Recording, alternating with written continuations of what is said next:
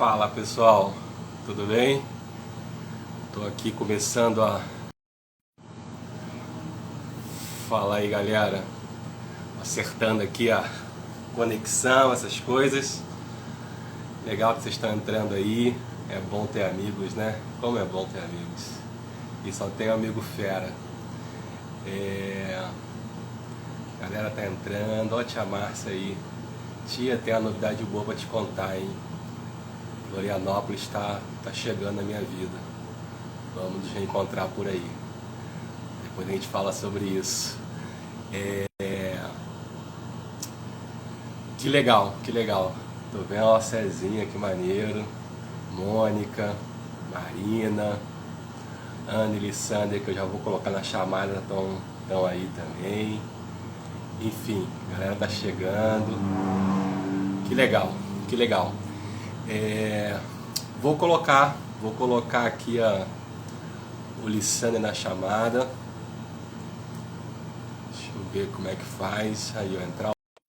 Que honra, hein? Avisando aí que não deu para colocar no YouTube. Não deu para colocar no YouTube porque tivemos alguns problemas com o canal lá, não consegui resolver. Então, vou fazer aqui no Instagram e depois eu jogo lá no YouTube. Então, vamos ver se dá certo. Fala, Alessandro, meu amigo, que bom te ver, cara. Fala, Maurício. Que bom estar junto aqui, viu? Prazer. Valeu. Prazer é meu, que honra, viu, ter você aqui comigo. Para quem não conhece o Lissander, além de ser meu amigo, né? Lissander é jornalista, editor, né? Crítico literário. O cara me deu muitas boas informações e dicas, não só nesse livro que eu estou lançando hoje, mas no primeiro também. Trabalhou muito tempo na Ultimato, que é uma editora que eu valorizo muito. Então, sempre me ajudando bastante. E nesse especialmente. Né? Esse ele criticou mesmo. Mandou, falou, eu quero um feedback honesto, eu quero... E aí me deu um feedback muito legal. E a gente foi acertando e tal. E que legal, que legal. E prefaciou o livro, né? Então, assim, cara, que honra, né? Para mim, você prefaciar esse livro. E a gente vai conversar sobre isso. Deixa eu ver se eu consigo colocar a Ana aqui também. Ana, se você estiver por aí, Ana, pede aí para participar ao vivo, que aí fica mais fácil de eu te achar aqui. E eu vi que você tinha entrado, Aninha. Aí, ó. Deu um oi aí. Aí, ó, deu um oi. Show. Ana Heloísa é o nome. Isso é. Agora eu consegui. Agora vamos botar nós três aqui na chamada. Peraí. Aceitar. Olá! Agora sim. Fala, Aninha, tudo bem? Tudo bem, graças a Deus. Tudo bem, irmão? Tudo bom?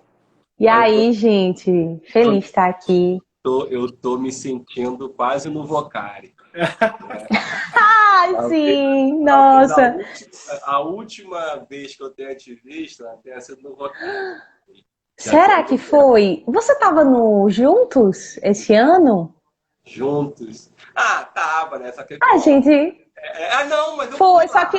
É E eu verdade, tava lá. é A gente verdade, se viu lá. é Foi verdade, rápido, mas a gente se viu, sim. é verdade. Foi. Sim, Mas, cara, a gente teve nós três juntos aí.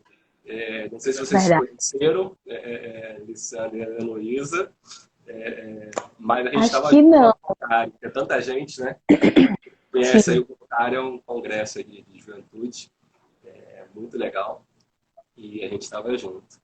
Mas legal, Ana, que legal você ter também aceito o convite, e agradeço também a Gemima, que intermediou aí, sim, ajudou pra caramba a fazer esse lançamento. sim. E que legal, porque além de cantor, eu até fiz uns stories, né? Eu tô meio ruim nisso.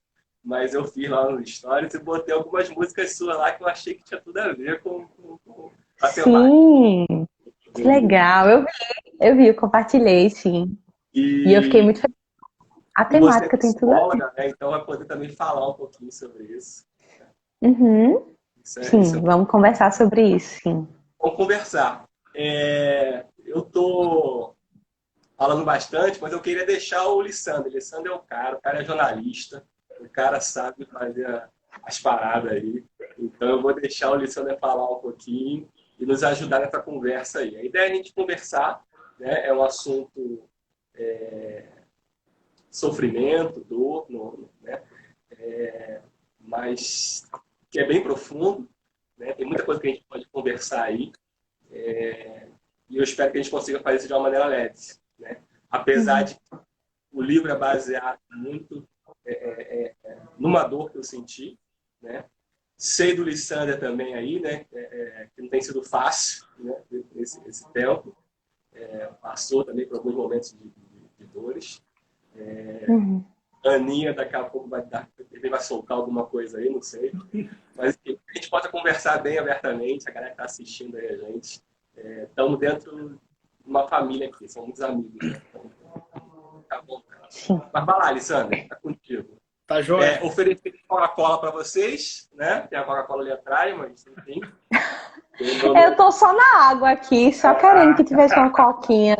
Tem Poxa, alguém do público aí que já estava pedindo essa Coca-Cola aí. Não sei se você viu. Tem alguém... Aí, ó, foi.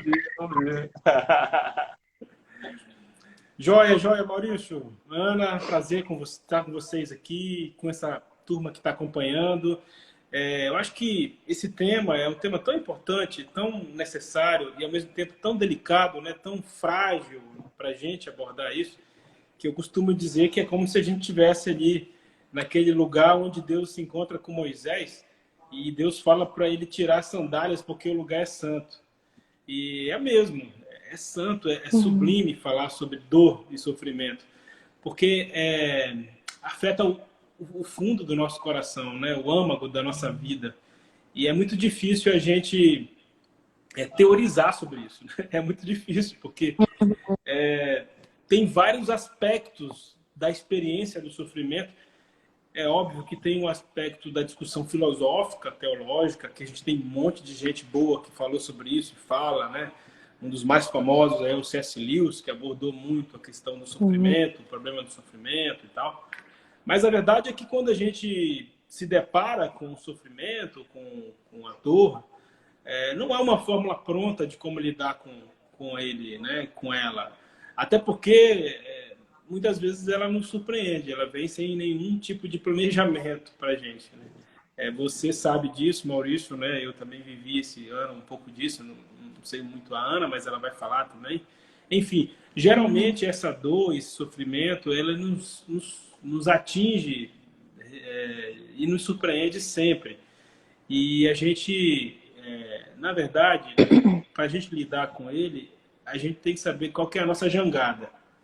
Né? Eu costumo dizer que a gente fica criando transatlânticos, navios, né? Inventando um monte de coisa, mas no fundo, na hora da crise, o que faz a gente não afundar é aquela pequena jangada que a gente tem, simples, rústica, mas é a essência de quem a gente é.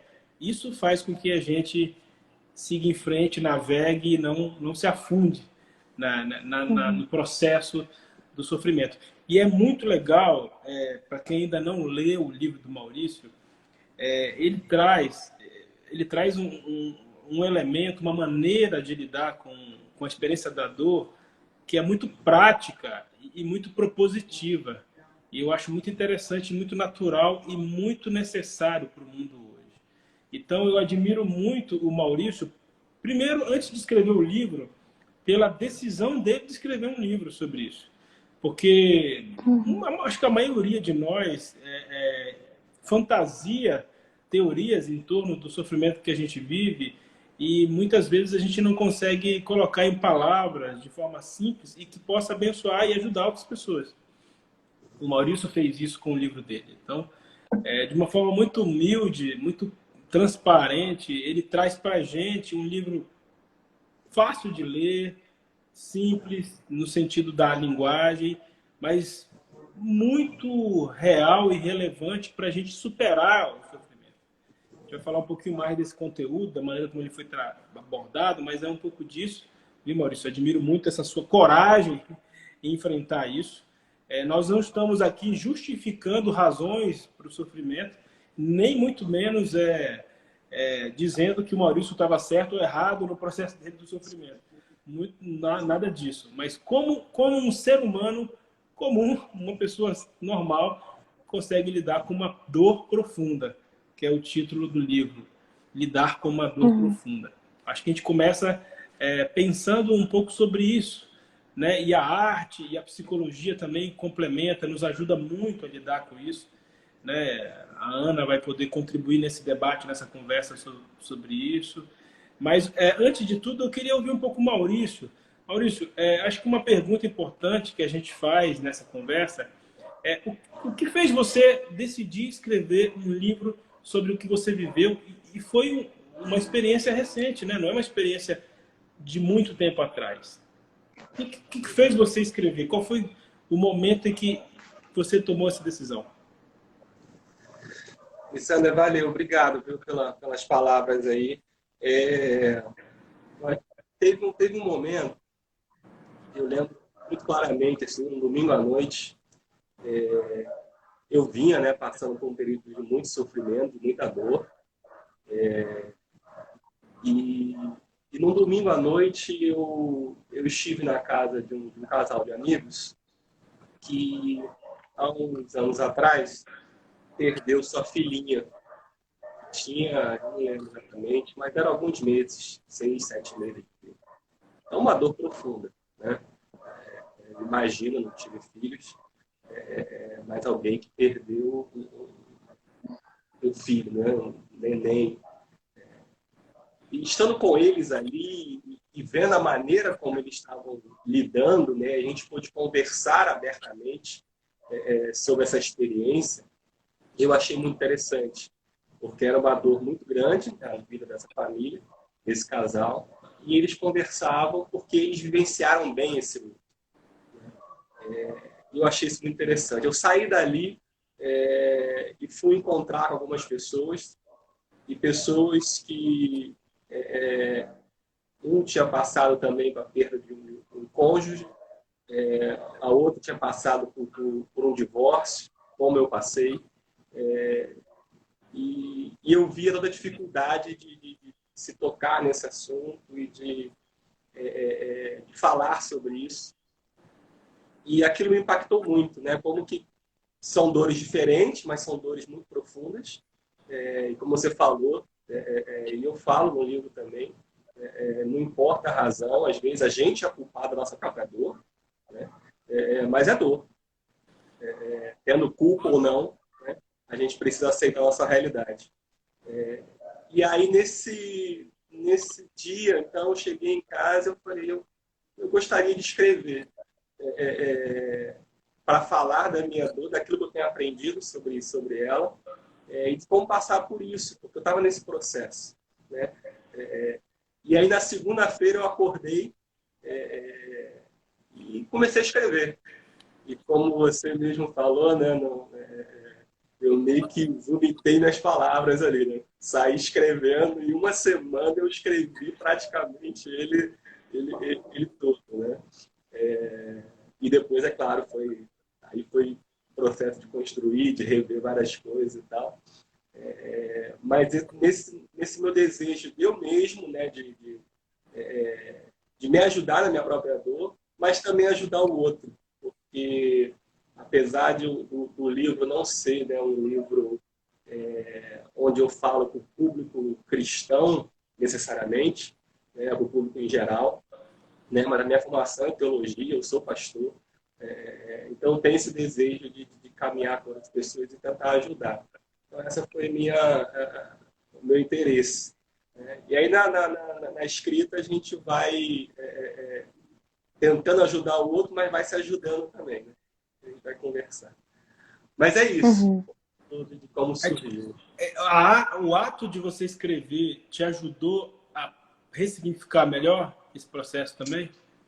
Sem dúvida, sem dúvida. E não só o livro, na verdade, nesse momento, nessa segunda-feira, eu comecei a escrever pensando que isso poderia ser um livro, né?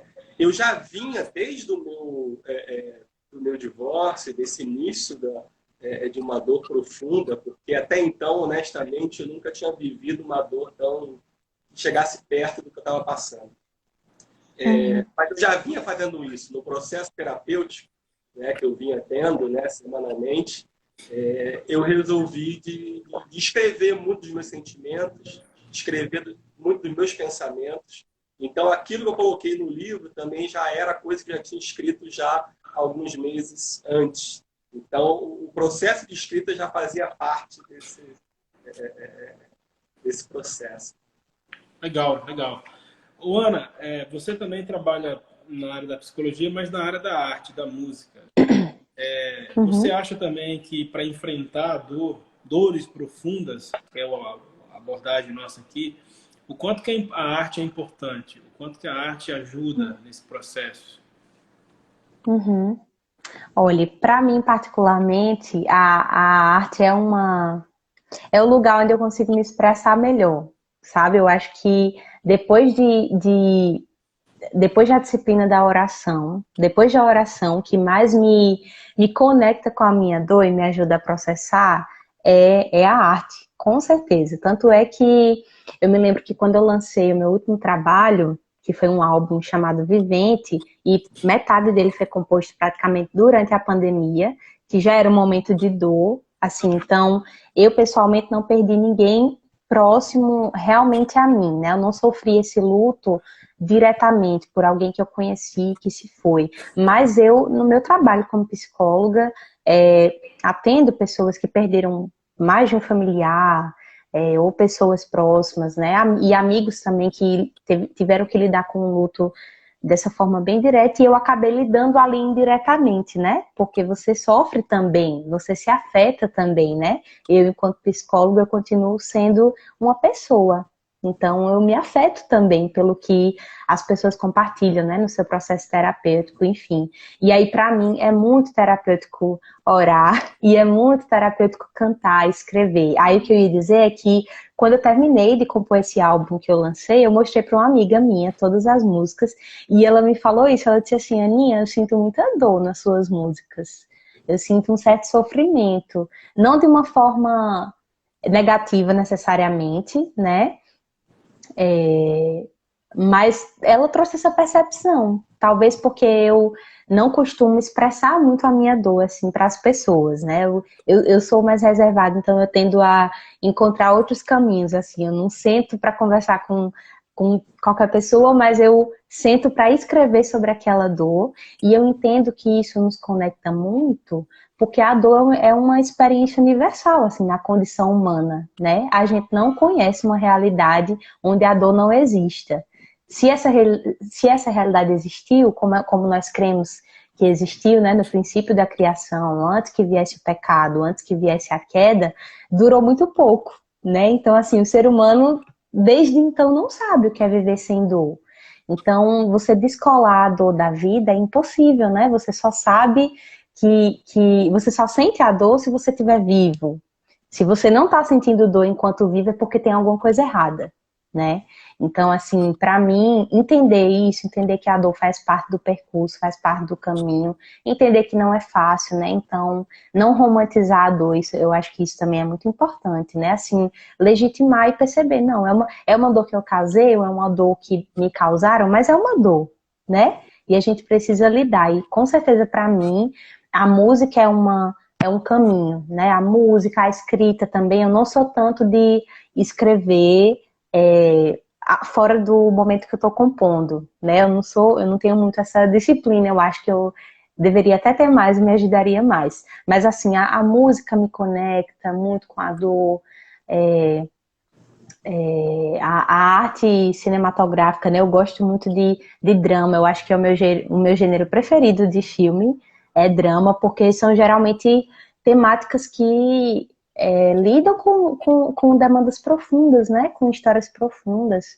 E a gente precisa entrar em contato com isso, Sim, né? sim. Porque isso faz parte da nossa experiência, e quanto mais a gente nega que a dor existe, mais a gente, mais difícil é enfrentá-la quando ela chegar, né? Enfrentar, que eu digo, de sentir mesmo, né? Assim, numa situação, num momento de dor, você precisa passar por aquele vale, por aquele momento, né? Acho que só um último comentário é que quando o Maurício falou que ele em poucos dias teve que lidar com muitas situações ali de dor, né? Luto pela perda de um filho muito precocemente, ou por pessoas que você conhecia que se perdeu, ou por um relacionamento que acaba, né? Que isso também corresponde a um luto, né? O luto é uma perda, nem sempre é a perda literalmente daquela pessoa, né? Mas às vezes é a perda de uma relação, é a perda de um trabalho que você amou muito e você por alguma razão não consegue mais ter, isso é uma dor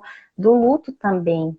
E aí mesmo que a gente, na psicologia, por exemplo, estude que o luto tem tais fases, que tem uma progressão ali naquele processo, mas cada um vive o luto à sua maneira, né? Não existe uma receita de bolo para lidar com isso, né? Cada um vai no seu tempo, entendendo que a dor ela precisa de um tempo realmente para passar. E nem sempre ela passa definitivamente, né? Um paciente recentemente, tratando dessa questão do luto, ele trouxe uma analogia que eu achei muito interessante sobre o luto. É uma pessoa que perdeu a mãe por Covid, e era uma mãe, assim, jovem, né? Não, ela não era uma senhora idosa, ela tinha muito pela frente, né? E infelizmente ela faleceu.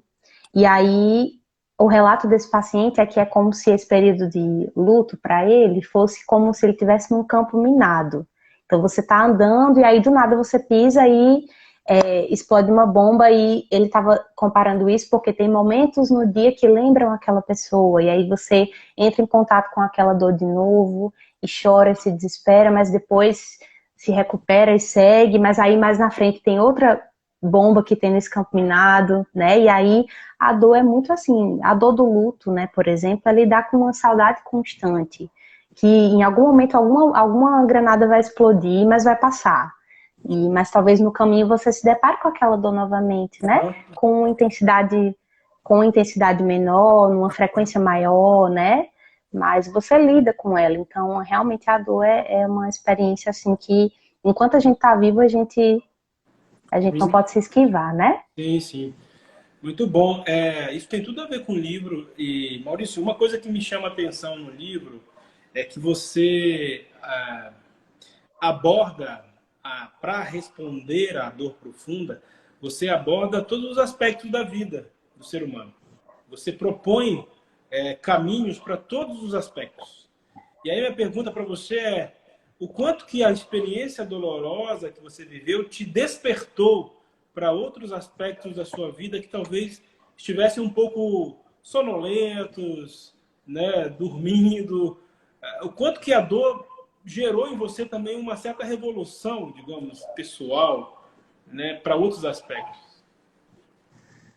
Olha, eu vou falar dessa parte física, né? Eu já perdi aí 10 quilos. É uma vitória para mim, né? Eu sou um obeso ainda, né? Mas eu estou lutando para chegar no sobrepeso, né? Enfim, enfim, por algum motivo que eu até falo no livro, que eu nem sei porquê, né? Que quando eu era adolescente, eu gostava muito de praticar esporte e tal. Sempre curti. Por algum motivo, acabei deixando, né? Isso. E aí, essa vida de teólogo, com um livrinho na frente, assim, a barriga já ajuda, né? E aí, por algum motivo, deixei isso de lado. E aí, quando eu estava escrevendo o livro, e a gente sabe da importância da atividade física, né, de você cuidar bem do seu corpo e tal. E aí eu falei, cara, agora eu tenho que tomar vergonha na cara, porque eu não posso deixar... Eu tenho que falar sobre isso, mas eu não quero falar sem estar praticando, né? Seria muita hipocrisia. E aí comecei a caminhar, comecei a correr e estou tentando aí, né? Mas é isso, o ser humano é integral, a gente tem que cuidar de uma forma realmente integral. E É cuidado do emocional, cuidado espiritual, enfim, que está tudo interligado aí, né? Mas acho que meu grande desafio foi nessa parte da física mesmo, né? A terapia não era um problema, para mim, pelo contrário, como eu falo no livro, era o meu melhor. Teve alguma coisa boa, né, nesse tempo, e teve, claro, né? Nesse processo de dor, mas foi o meu processo terapêutico. Então, terça-feira à tarde era o melhor momento da semana para mim, né? Agora, minha terapeuta falou que só quer me ver de 15 dias. Né? Ela falou que eu estou num processo de alta. Acreditei nela. Mas era legal ter toda semana. Né? E eu sinto falta. Eu estou na expectativa já na próxima terça que eu vou ter. Mas, enfim. Então, essa parte da terapêutica foi mais fácil para mim. Mas a física foi complicada. E a questão espiritual, que eu abordo, né, no último capítulo, eu como pastor, como missionário, como teólogo e tal, né, isso já é alguma coisa que eu sempre procurei, né? Nem sempre consigo, mas sempre procurei levar a sério. Mas é interessante você abordar isso, Maurício, porque, né, mesmo você sendo teólogo, né, ter toda uma vivência, até o doutorado, né, abordando estudos e evidências nessa discussão na área teológica e tal, social, em momento algum o livro é um livro que está evangelizando, digamos, as pessoas, né? Não é um proselitismo. É um ser humano compartilhando lições que ele aprendeu com a vida e, no caso, com momentos de dores, né? E isso exige muita humildade para lidar com isso, né? Porque você poderia, por exemplo, criar toda uma teoria teológica em cima da sua dor, da vivência que você experimentou, e talvez esconder um pouco dessa vulnerabilidade que você viveu. E aqui você traz um elemento da humildade que é muito interessante. Por exemplo, você fala no capítulo, o título de um capítulo é Aceite e Ajuda, né? O quanto que aceitar ajuda é fácil ou difícil, Maurício, no momento de crise? Não, mais uma vez agradeço aí as palavras. Honestamente, nem tinha pensado muito nisso, né? Mas eu acho que a dor, ela te... E ainda mais uma dor que eu sei que eu tive responsabilidade nela, né? Ela te humilha, né? Ela te humilha. Então, acho que foi uma das coisas que eu aprendi. Mas a questão do aceitar ajuda é difícil. Acho que não só no momento de dor, mas acho que em qualquer momento. Não sei se para todo mundo, mas eu vejo que é comum, né? E a gente precisa. A gente precisa um dos outros, a gente precisa de ajuda. Precisa de ajuda profissional, a gente precisa de aceitar a ajuda dos amigos, a gente precisa aceitar a ajuda das pessoas que amam, né? E realmente nesse processo de dor é comum as pessoas se fecharem, é comum, né? Mas por quê, Maurício? Oi? Por quê? Eu acho que tem a questão do orgulho. Eu acho que o orgulho aflora, né? Eu acho que é orgulho, realmente, apesar da gente muitas vezes tentar negar isso, né? Porque a gente, o orgulho vem até com uma forma boa, né? Tipo, não quero perturbar, não quero, né? Não quero ser um incômodo, não quero... Mas no final é orgulho. Lá no fundo é orgulho. Por mais que a atitude, às vezes, seja até aparentemente santa, né? Nobre, né? Mas acho que no final é orgulho. A gente... E aí a gente precisa realmente se abrir. Se abrir para isso, porque se você não tiver disposto a pedir ajuda, né? Aceitar ajuda, vai ser difícil sair desse processo de luto, né? Vai ser difícil. Ana, você que tem a experiência de lidar com várias pessoas que sofrem, que enfrentam a dor, Você também percebe que há essa dificuldade das pessoas procurarem ajuda? Não estou falando necessariamente do terapeuta, do psicólogo, Aham. né? Porque elas, de alguma maneira, né, estão pagando por aquilo, dá uma certa necessidade profissional. Mas é essa ajuda que depende dessa desarmar para o outro, né? Você percebe isso também ou não? Como é que você tem visto isso? Sim, nossa, eu percebo muito. Eu percebo muito, eu percebo muito em mim, né? Assim, antes de eu olhar para essa parte mais externa a mim, assim, as pessoas que estão ao meu redor, o meu trabalho, né? Mas eu noto primeiro essa barreira em mim e noto exatamente isso que Maurício falou, né? É um orgulho, um desejo de lidar com as coisas sozinha e isso provar alguma coisa, né, para as pessoas ou para mim mesma, né? É realmente uma capa que a gente tende a vestir de autossuficiência, só que a gente não é autossuficiente.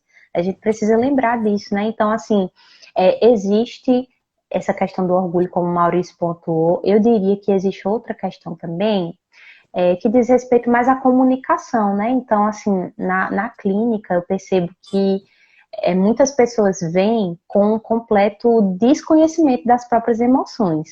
Elas não sabem o que elas estão sentindo, elas não conseguem nomear essas emoções.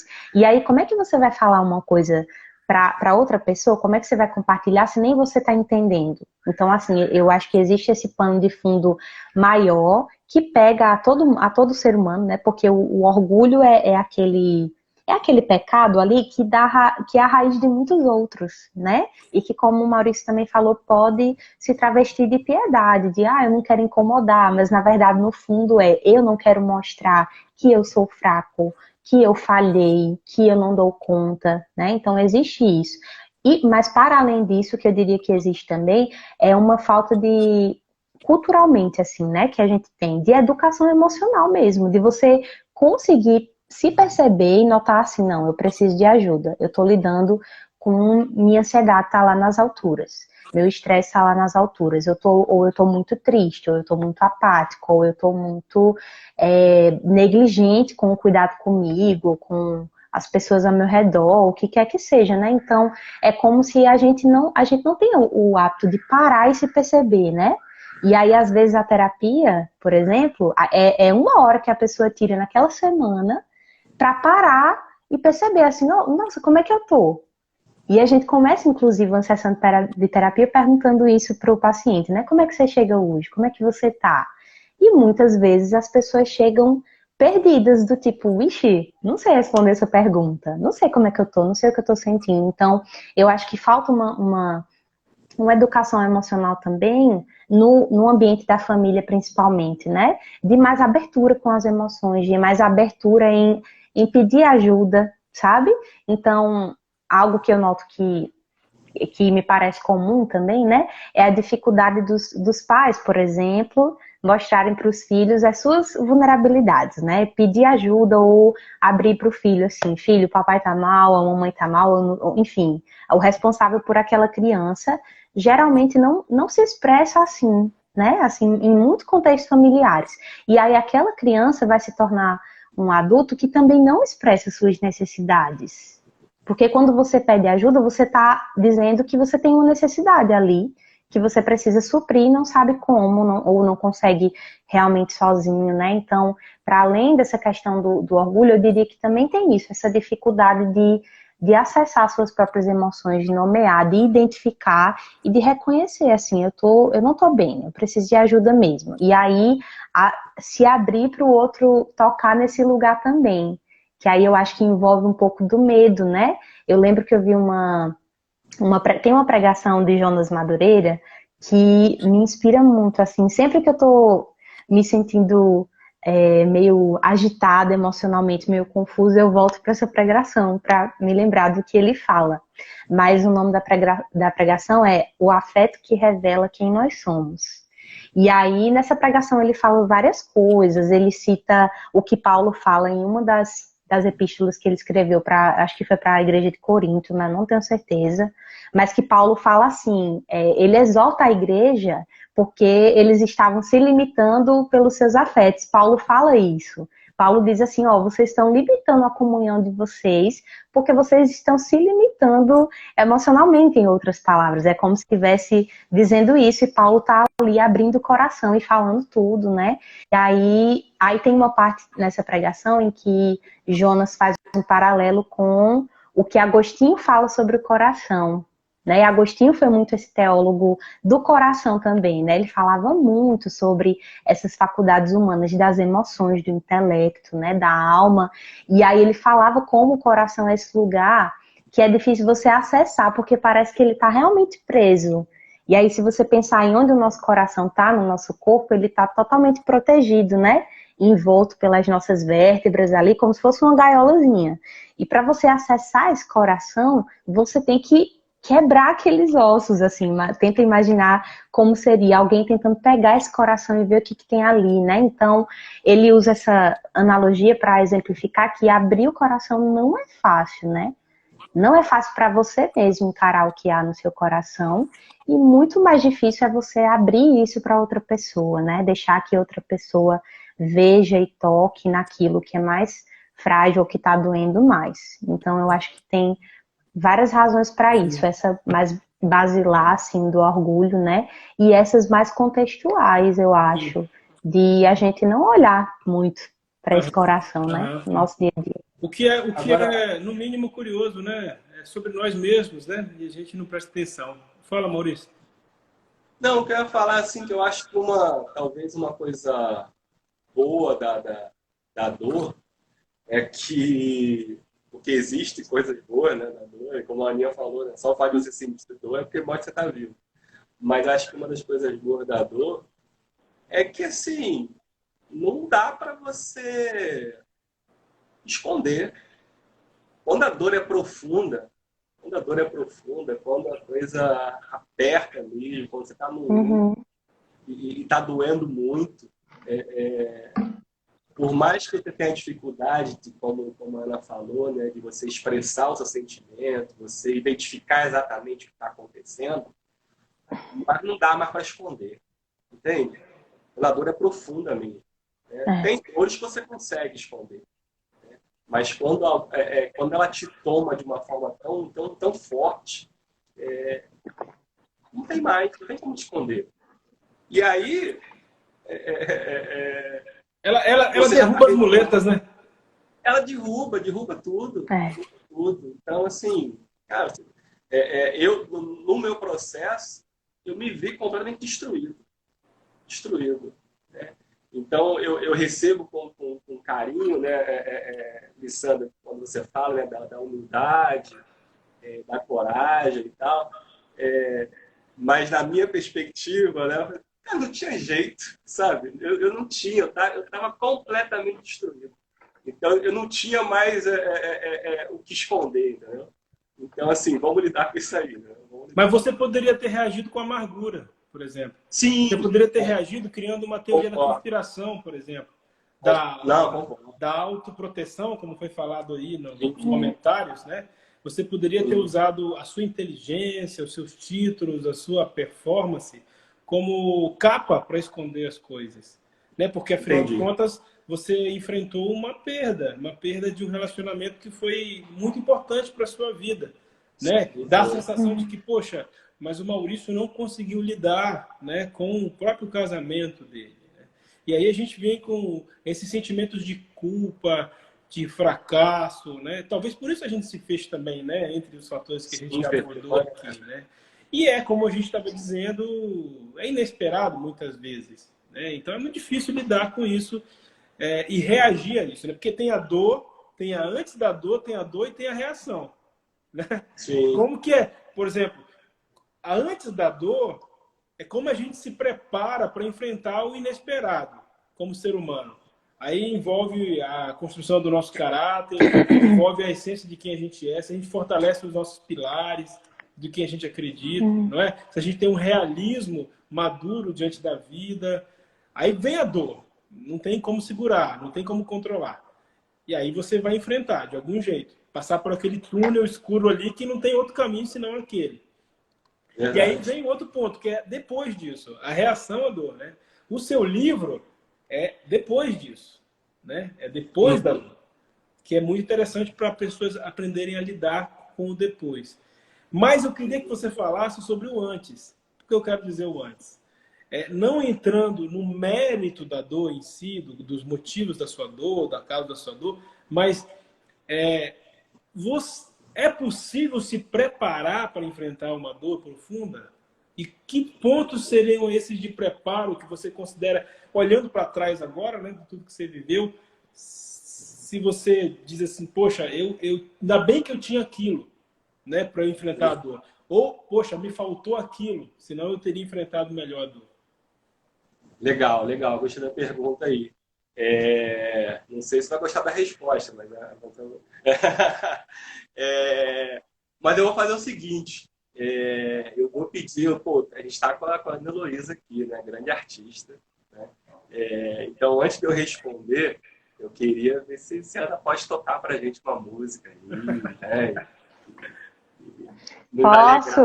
Isso, né? O papo tá bom. Eu vi que a Jênica colocou uma pergunta aqui e aí eu vou tentar responder também, tá? Mas valeu. Vamos ouvir aí, depois eu respondo. Tá bom. Essa música se chama Abre o Teu Peito. Tem tudo a ver com a pregação que eu mencionei aqui. Foi também composta no momento de dor. E acho que faz muito sentido trazer ela para cá hoje. Vou tocar uma cola enquanto isso. Tá.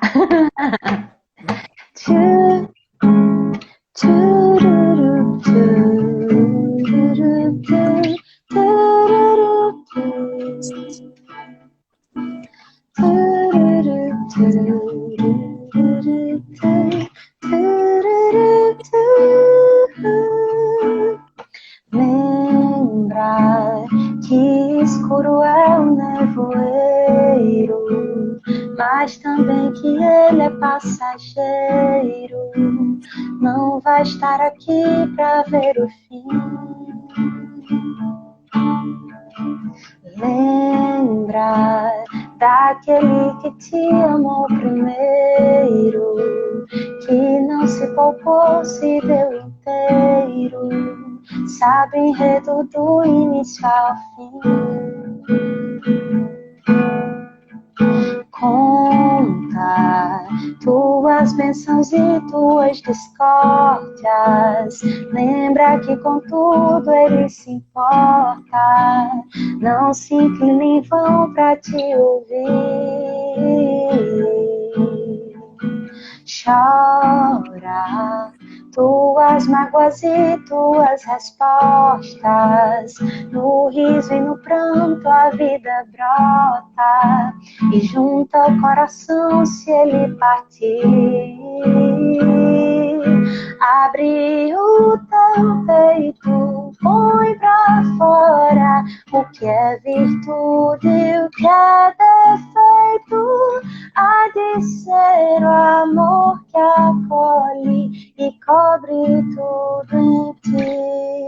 Lança fora o medo, desentrega os teus acertos de teus erros. Há de ver a graça e a verdade andando a teu lado.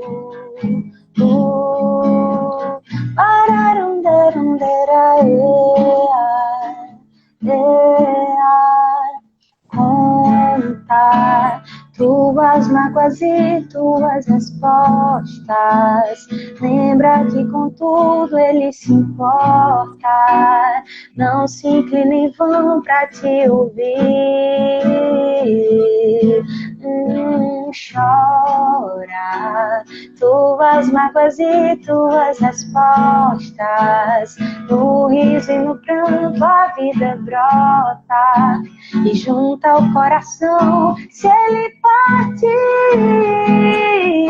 Abre o teu peito, põe pra fora o que é virtude e o que é defeito.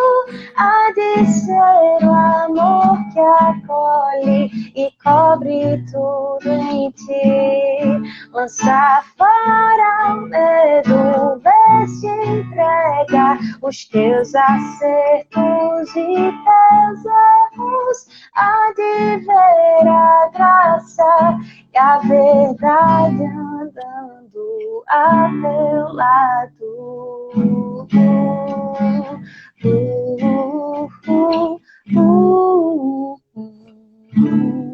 Nossa, que voz, hein, Maurício? Que voz, hein? Ai, é fera, né?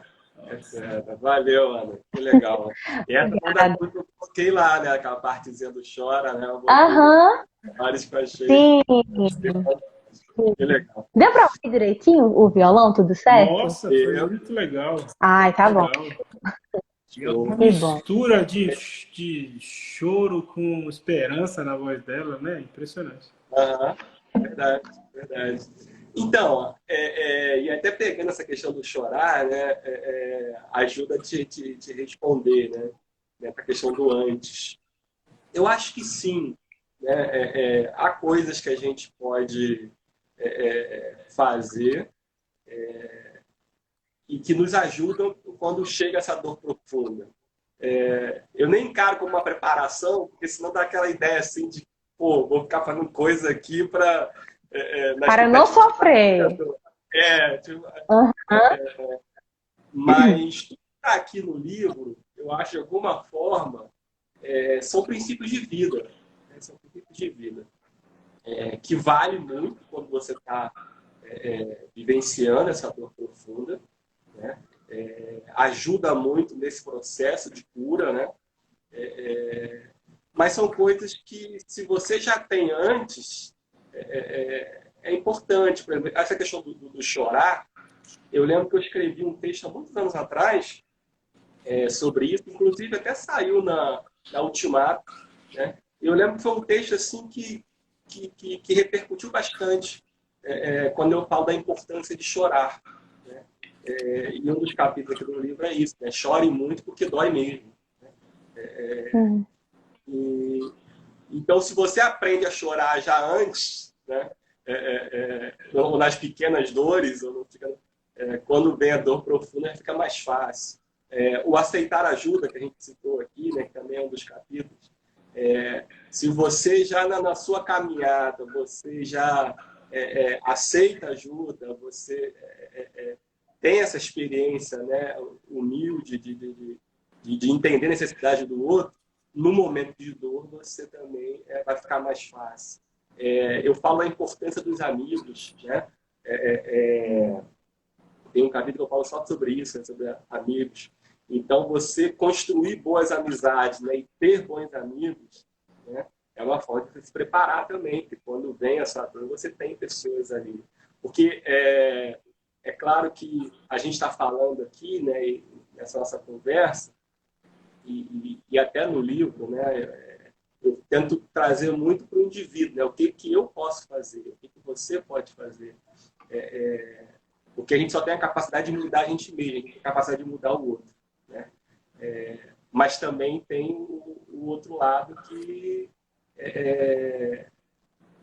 muitas das vezes a gente falou aqui da dificuldade de a gente expressar o nosso sentimento, expressar nossas dores e tal, né? Mas há uma dificuldade também do outro de entender, né? Há uma dificuldade do outro de nos aceitar nesse momento, enfim. É comum, às vezes, a gente compartilhar a nossa dor e o outro, por mais amigo que seja, às vezes tenta amenizar isso. Né? Isso é ruim, né? Então, é um processo de troca. Mas, enfim, eu acho, então, respondendo essa pergunta, que dá sim para a gente se preparar. Né? E tem muitas coisas que a gente pode fazer antes. E esses princípios, né, como você falou, pensando no pós, mas também vale para o antes. Verdade, verdade.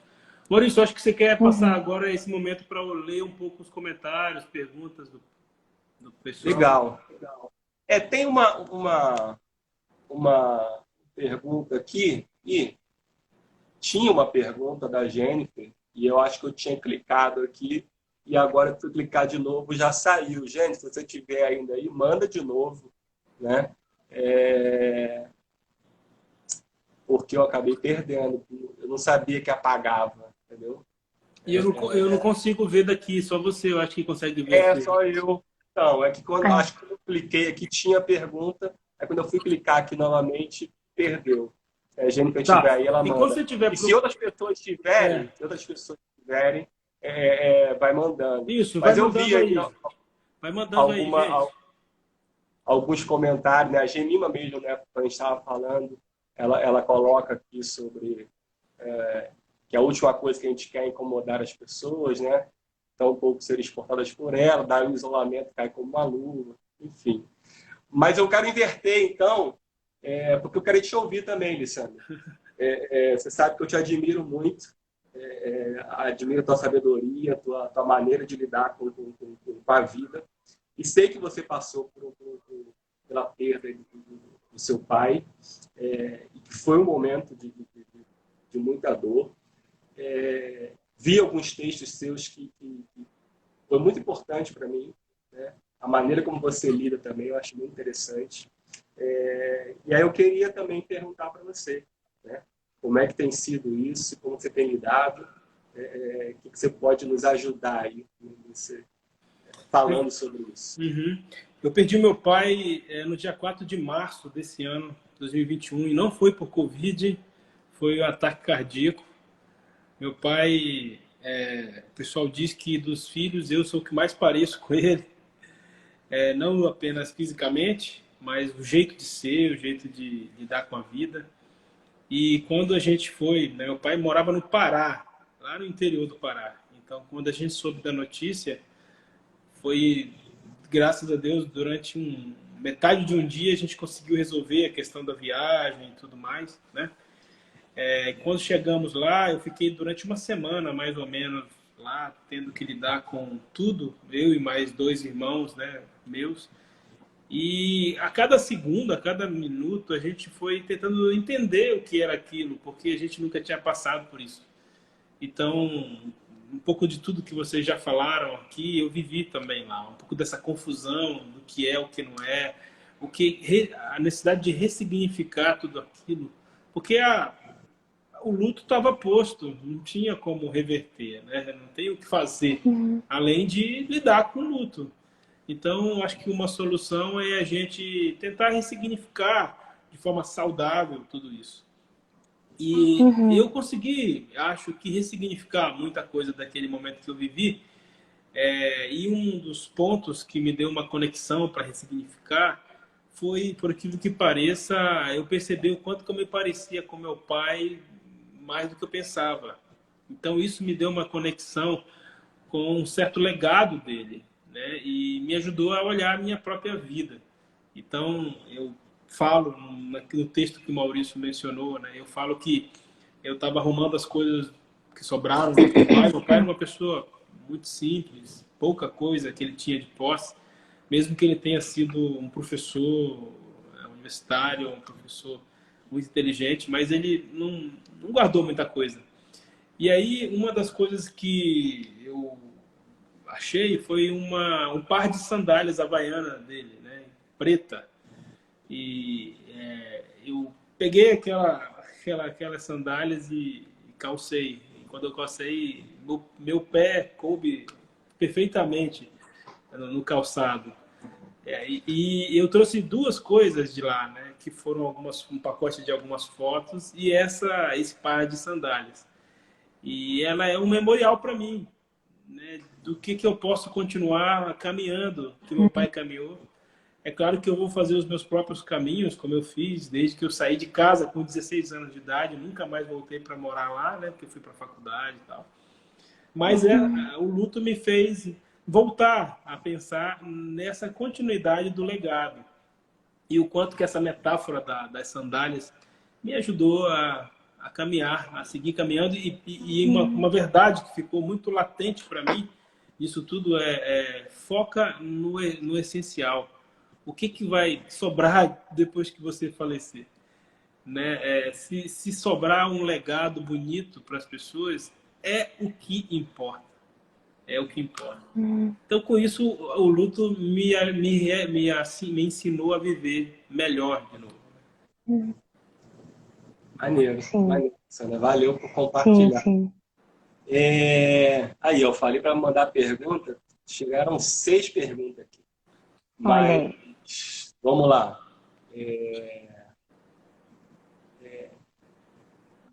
A Jennifer colocou aqui, né? Vou começar por ela. Quando estamos em dor, tudo embaça. Como passar por isso? Eu já diria para ler o livro. Né? Lê aí, gente. Aí tem um monte de... Não é uma receita de Tá lá. bolo, né? Mas já tem 16 conselhos aí para... né? Mas eu queria ouvir um pouquinho a Ana. Fala aí, Ana. O que você responde para ela? Sim, sim. Primeiro, eu queria fazer um breve comentário sobre a experiência que ele relatou sobre o luto, né? Irmão, a forma como você ressignificou foi muito bonita, porque quando a gente fala de perda de pessoas que foram muito significativas na nossa história, né? Como o seu pai, essa ideia do compreender que ele faz parte da sua história de alguma maneira, então não é porque ele se foi que ele deixou de existir, né? Assim, a memória de quem morre, a memória de quem é amado, ela não vai embora com o corpo dele que vai se decompor, né? Com um caixão que vai ser enterrado. Aquilo ali, o afeto que você nutre por aquela pessoa e a relação e a história que vocês têm transcendem isso. Né? Então, uma boa maneira de ressignificar é compreender que você continua o legado dele, a história dele, que ele também fez parte, ainda fará parte de outra forma, né? Através de você, através da continuidade da sua vida. Nesse sentido, tem um filme que eu queria indicar. Eu não sei se vocês já viram. Eu acho que a tradução desse filme no português ficou Dor e Glória. Eu acho que é esse o nome do filme, Dor e Glória. Depois eu vou confirmar. Mas tem no Amazon Prime e relata muito experiências de dor que envolve especialmente uma família na realidade do filme. Assim, é muito interessante porque fala um pouco isso, a continuidade da vida através de quem permanece, né? Então imagina, às vezes você perde um familiar que era uma peça muito central naquela família. Era uma mãe que fazia tudo, ou era um pai que fazia tudo, ou era uma avó que mantinha todos os filhos unidos, por exemplo, né? Toda a família unida.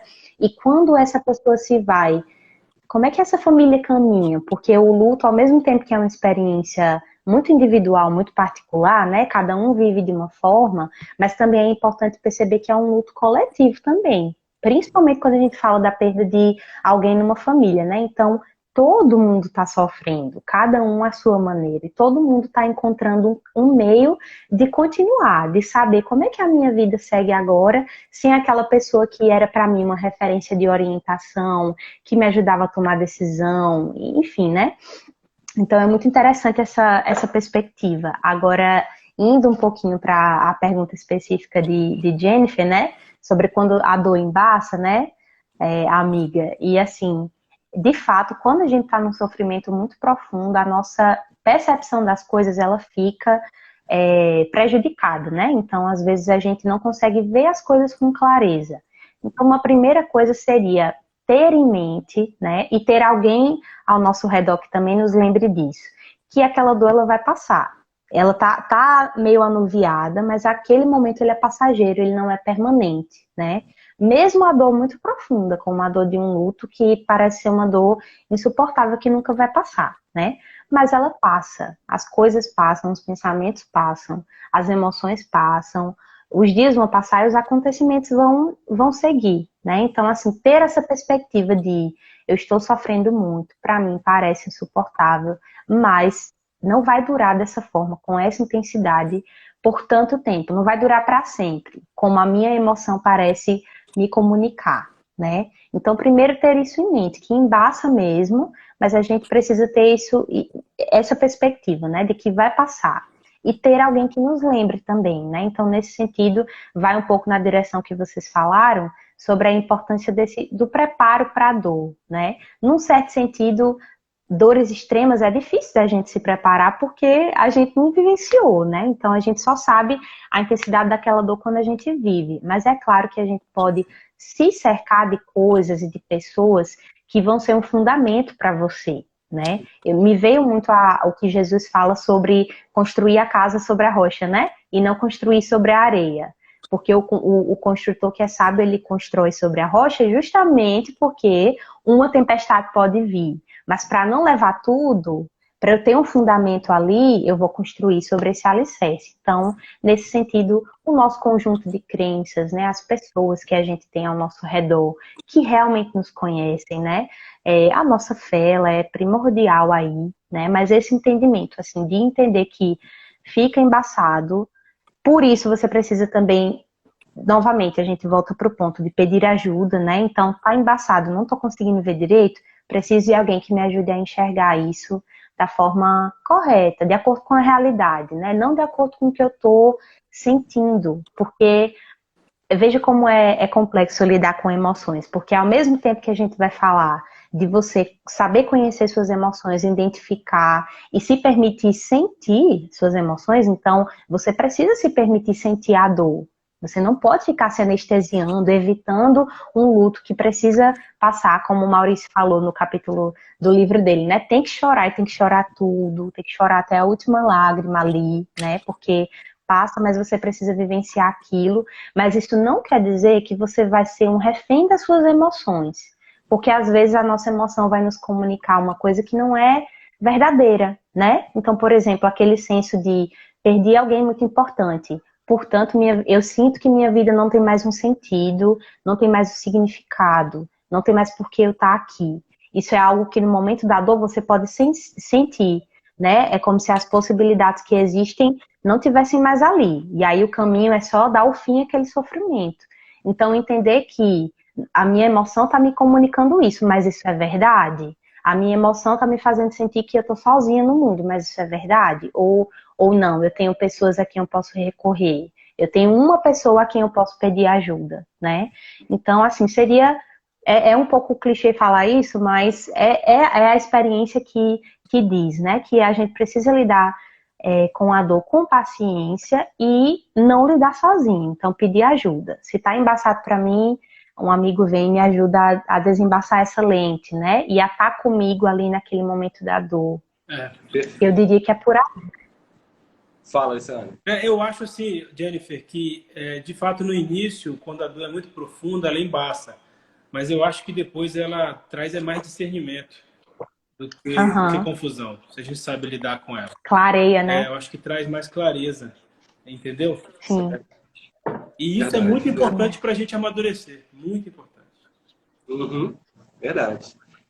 O Bruno fez uma pergunta aqui, e o Bruno é formado na educação física, e ele pegou essa parte, né, meu amigo de infância, estudamos juntos, e ele pegou essa parte que eu era atleta, que eu praticava muito, né, competia. E eu achei legal a pergunta dele, né? Suas vivências esportivas te ensinaram a ganhar e perder na vida como um todo? Te ensinou a perder? Você bem lembra, Bruno? Eu não gostava de perder, não. Eu era competitivo pra caramba, e perder não era... E muitas vezes, quando perdi, eu arrumava problema, né? Você lembra de algumas boas histórias aí de expulsões e problemas que eu arrumei quando era adolescente. Mas me ensinou, né? Acho que a vida ensina maturidade, né? A gente vai crescendo e tal. E aí é interessante esse paralelo que você faz, né? Porque realmente a gente precisa aprender a perder, né? E acho que tenho aprendido. Acho que tenho aprendido. E coisas que eu aprendi realmente na prática do esporte. E é isso. Na vida tem hora que você vai ganhar, tem hora que vai perder e faz parte. Tem mais perguntas aqui. Vou jogar uma da Gemima. Na verdade, não. A Gemima colocou aqui, mas falou que o Elber perguntou. Legal, o cara tá aí, lá da Espanha, assistindo a gente, mas o Elber.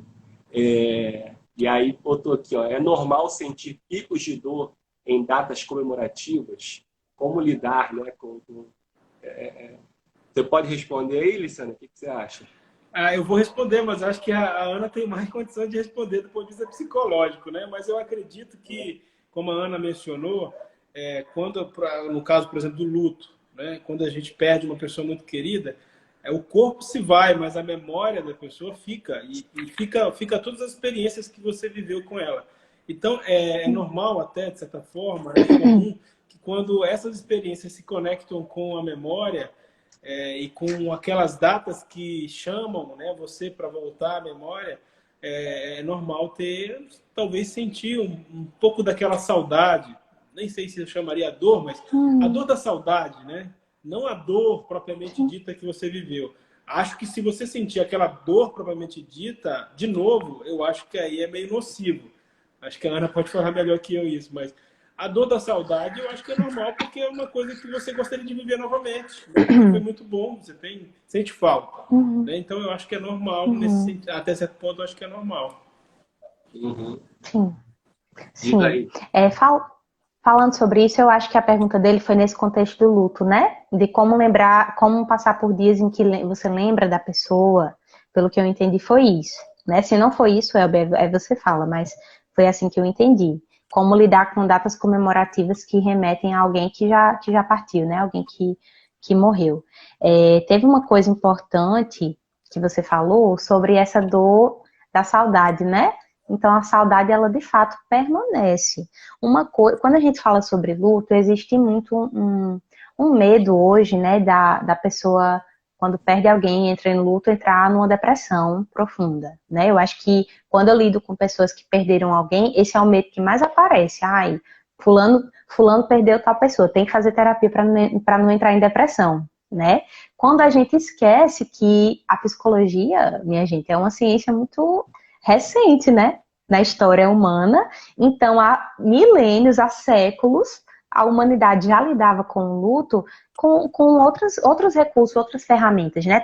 Talvez, é claro, com ferramentas psicológicas já naquela época, né? Mas assim, como é que se lidava com o luto em outras culturas? Quando a gente estuda na cultura judaica, por exemplo, eu me lembro que tem um relato da morte de Moisés na Bíblia e que o povo chorou durante 40 dias aquela morte, né? Então em algumas culturas ainda existe isso. Uma pessoa da comunidade morre, você decreta um período de luto. E às vezes aquele tempo, e não é um luto assim, eu tô aqui e de vez em quando vou lembrar da pessoa. Não, parece que é um período, é o tempo de chorar.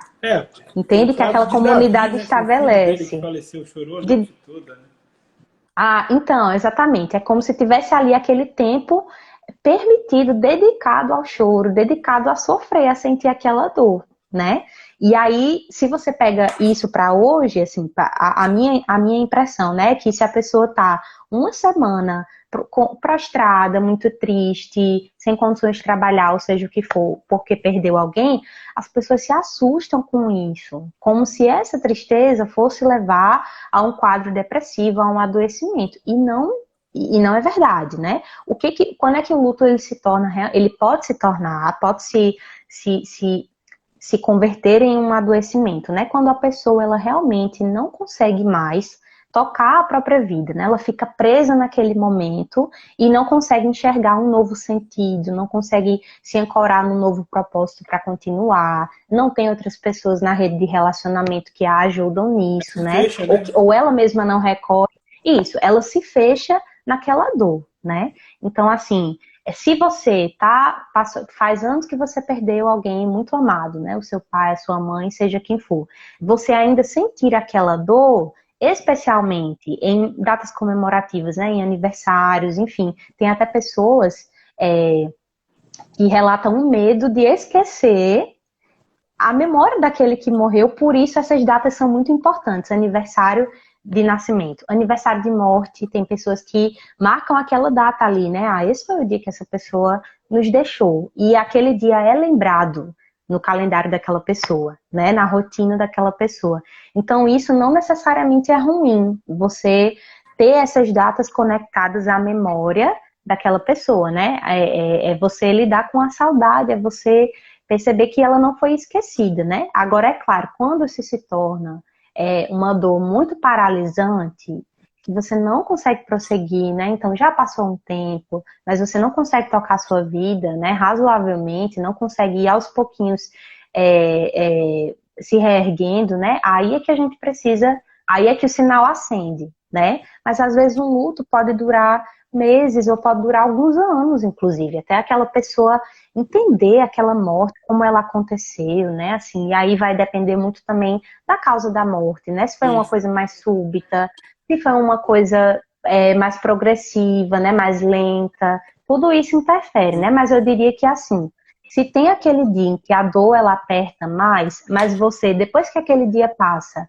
segue a sua vida, né? A saudade tá ali, mas você consegue prosseguir, não há um problema necessariamente nisso. O que você pode fazer quando essa dor te pegar nesse dia, né? Perceber o que te ajuda. Então, te ajuda a ter um momento um pouco mais introspectivo, para lembrar daquela pessoa, te ajuda a olhar fotos da pessoa, lembrar de momentos felizes com a pessoa. Então, você pode recorrer a isso. Te ajuda a sentar e chorar com alguém que também está sofrendo que sofreu aquela perda também, então faz isso, né? A gente tem a impressão que compartilhar a dor é como se aumentasse essa dor, né? Mas em muitos casos essa dor, ela na verdade, ela é repartida. Então não é que eu estou sofrendo você também, e se a gente se junta para chorar por alguém que partiu, a gente vai ficar mais triste. Às vezes o efeito é o contrário.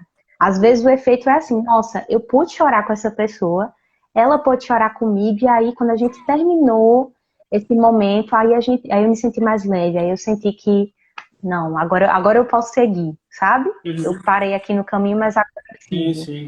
Então é muito...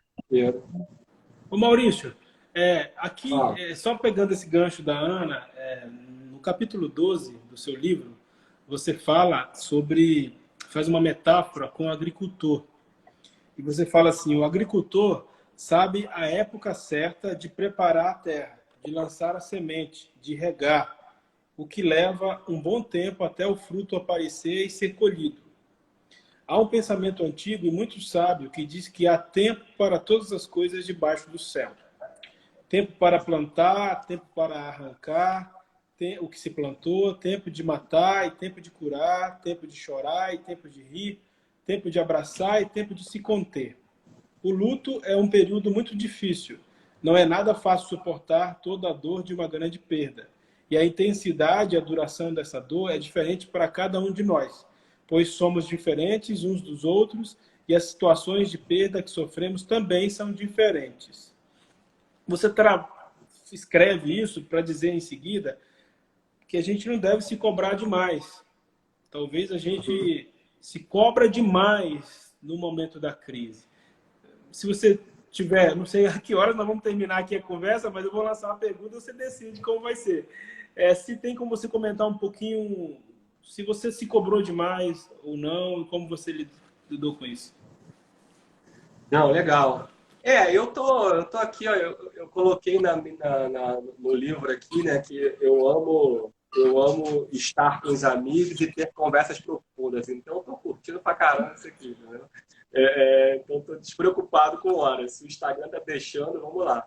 E tem a galera participando aí, então estamos juntos. Mas isso foi muito meu. Eu me cobro demais. E entendi nesse momento, né, de uma dor profunda que eu estava vivendo, o quanto que isso era prejudicial. É claro que você se cobrar demais é prejudicial em todo o tempo, tendo dor ou não, né? Mas nesse momento de dor profunda, isso ficou muito claro para mim, né? Então eu era o meu principal algoz, né? Muita vergonha, muita culpa no meu coração, as pessoas demonstrando muito amor para comigo, muita graça, sendo muito empáticos comigo, mas eu mesmo não era, eu me cobrava demais, né? E aqui eu falo também desse processo de a dor, ela tira muito de você. A tua capacidade intelectual é afetada. A capacidade de fazer pequenas coisas quando você está numa dor profunda é afetada. Então, assim, eu lembro de estar aqui no Rio de Janeiro, né? E eu não sair na rua com a minha cachorra para passear, era um sacrifício enorme, porque eu não queria sair na rua. Eu não queria fazer coisas mais simples, eu não queria fazer. Entendeu? Porque me afetou profundamente. Afetou muito do meu ser. A minha capacidade intelectual foi afetada. Então, assim, isso me preocupava. Eu não conseguia pegar um livro para ler, que era uma coisa que eu gosto, né? Mas eu não conseguia. Não conseguia. Uma leitura mais profunda, uma leitura mais acadêmica e tal, eu não conseguia. Isso me preocupava, porque eu venho dessa área, né? E aí eu me cobrava demais, mas eu comecei a entender que fazia parte do processo. E naquele momento, realmente eu precisava entender as minhas limitações. Eu não estava, eu não era capaz realmente, mas que como a Ana já relembrou aqui hoje, essa dor vai passar. Então, assim, vamos continuar caminhando, como eu falo no livro, né? Continue caminhando, não pare, né? Faça uma coisa de cada vez, né? E aí, na medida, isso vai sendo resgatado, né? Mas eu era realmente meu principal algoz. Eu me cobrava demais. Acho que estou melhorando, eu acho que eu aprendi. Bem, pelo menos em termos de produção, você produziu, você acabou de lançar um livro aqui, né? Então... É verdade, é verdade.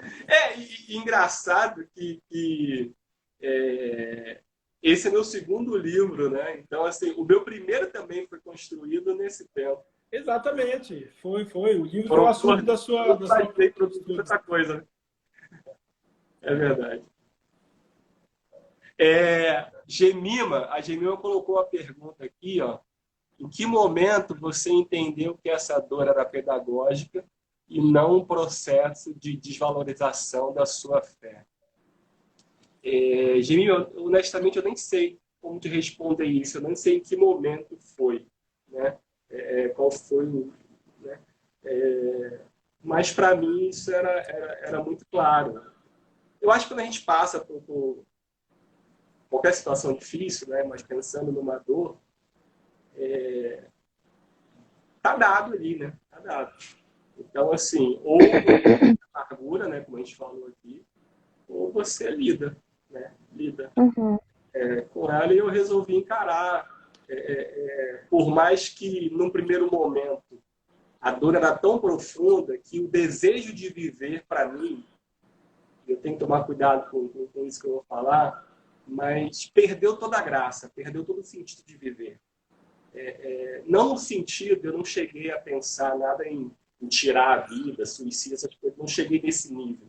Mas entendo que há pessoas que possam pensar nisso, né, no momento que mas o meu sentimento era assim, não vale a pena mais viver, não tem mais graça, a vida perdeu sabor.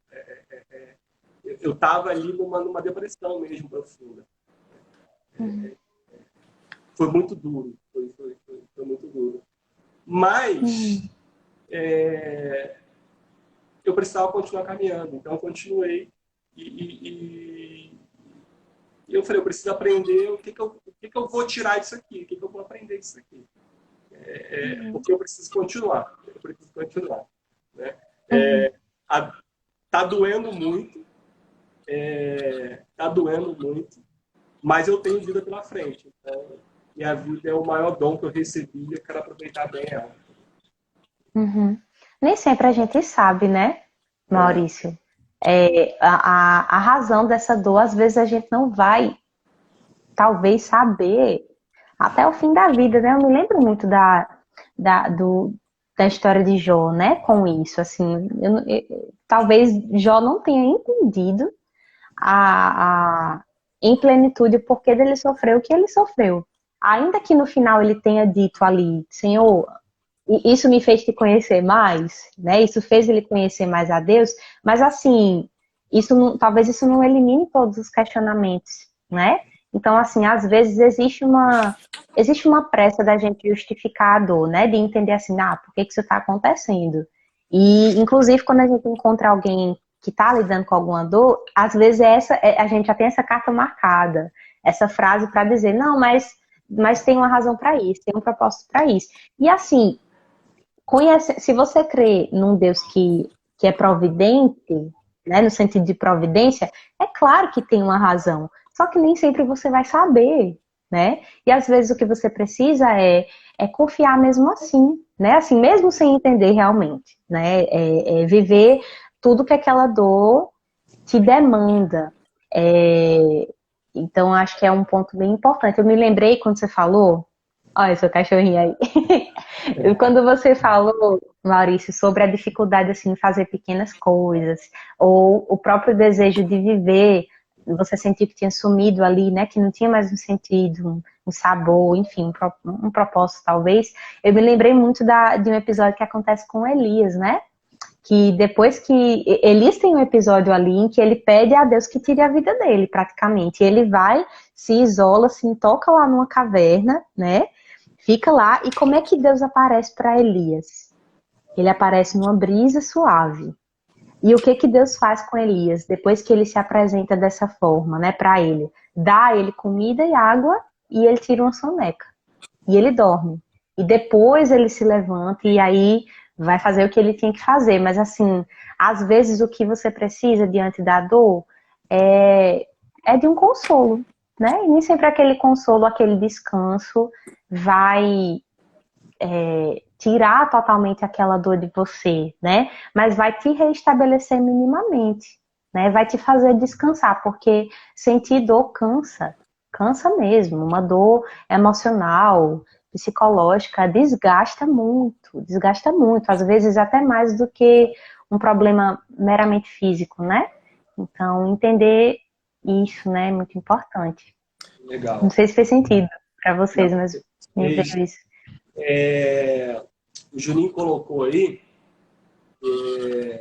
depois, Lissânia, se você tiver uma pergunta aí, alguma coisa que você faz aí também, o papo tá bom pra caramba, né? Como eu falei, para mim pode continuar. Quero ouvir mais uma música da Ana, né? Mas vamos ver se a gente vai chegando ao fim aqui, né? Porque até vocês mesmo, né? Vocês precisam, é sábado à noite, né? Pergunta não falta aqui. Eu tinha mais umas 342 aqui. Mas o Juninho botou aí, né? O Juninho botou parabéns. Você pode deixar uma dica do que você acha que foi primordial para você enfrentar essa? Primeiro, assim, eu agradeço aqui no meu livro, né? Os amigos, né? E Juninho e Silvânia são desses amigos e foram as pessoas mais próximas de mim nesse tempo. Eu sou muito grato a Deus por você, Juninho, e por Silvana. Eu peguei a minha cachorrinha aqui, ó, vou dar uma zoada. Aí, ó, Anel aí. Anel. Eu falo dela no livro, tem um cachorrinho, né? Eu acho que isso é importante. Mas não é o primordial, não. Mas eu botei até, acho que a Ana já respondeu, no último capítulo, né? Eu encerro falando do praticar a espiritualidade, né? Para mim, realmente, isso é o primordial. Claro que, né, a gente já falou aqui, o ser humano é integral, a gente precisa cuidar da gente como inteiro, né? A parte da espiritualidade para mim é muito significativa. E quando eu olho, né, para Jesus Cristo, quando eu olho para a Trindade, né, Deus Pai, Deus Espírito Santo, eu fico impressionado como esse Deus é um Deus de consolo, né? Um Deus disposto realmente a caminhar com a gente, a sofrer com a gente. Então, eu acho que praticar essa espiritualidade é primordial. Mas fala aí, Lissânia. Não, eu queria. Você falou uma coisa que eu queria falar também antes até de você falar, e eu ia fazer isso como pergunta, mas também eu posso fazer como comentário. É que a fé que a gente tem não é uma fé que nos isola do sofrimento, né? E um passaporte para não sofrer, como muitos acreditam que seja. Vira mais uma neurose, uma ficção, do que uma fé real. Porque quando a gente olha para as Escrituras, principalmente no Novo Testamento, dos evangelhos, a gente encontra um Deus que sofre, um Deus que sente a sua própria dor, né? E ao sentir a sua própria dor, ele se conecta com todas as dores do ser humano, né? Tem um texto profético que diz que nas suas pisaduras nós fomos sarados. Então, ao sentir a dor e a encarar a dor sem negá-la, o próprio Deus traz o caminho da cura. E nós falamos umas 2 ou 3 vezes sobre a importância de chorar, né? E um próprio texto da bem-aventurança fala que bem-aventurados os que choram, porque serão consolados. Não é chorar por chorar, mas chorar na expectativa de que há um consolo, né? Não é endeusar o choro, mas é ter a realidade do choro como caminho para encontrar o consolo. E a fé traz o consolo, né? O consolo de um Deus que é pessoal. Pessoal, não é um Deus que é uma energia, não é um Deus que é uma ideia, que é um conceito filosófico. Ele é pessoal. E ser pessoal pressupõe caminhar com o sofrimento e com as angústias, com as dores do ser humano. Então é fantástico desenvolver a espiritualidade nessa perspectiva de que a dor faz parte do processo da espiritualidade, né? Que é transcendente à nossa própria circunstância, que traz esperança. Esperança Perfeito, perfeito. E aí eu volto no que a Gemima perguntou, né? Que a gente falou agora há pouco, quando ela fala, né, de desvalorizar a fé, né? Que a dor é pedagógica e não uma desvalorização da fé. E é isso, né? Como você bem relembrou, Lissandro, o nosso Deus é um Deus que sofre. Então, se ele sofre, o sofrimento ou a dor não necessariamente tem a ver com falta de fé, né? Ou com uma fé menor, nada disso. Mas legal. E lembrando que nós somos imagem e semelhança dele. Não somente nas virtudes, mas também no sofrimento. Isso. Ó, e aí, uma pergunta boa aí, da Gabriela Boniati. Onde compra o livro? Né? O livro está lá na Amazon, mas você pode comprar aqui comigo, vai ficar mais barato. Né? Então, me manda um... Vai ficar mais barato para ela e vai ficar um pouquinho mais lucrativo para você. É verdade, verdade. É para os dois, é bom para os dois. Então, me manda uma mensagem com o seu endereço e tal, e aí eu envio para você me faz o Pix. Né? O livro está custando R$25, né? Mas a melhor forma de você adquirir realmente é entrando em contato comigo. Beleza? Ana, vamos mais uma música aí? Vamos. Essa música se chama Dois Castelos.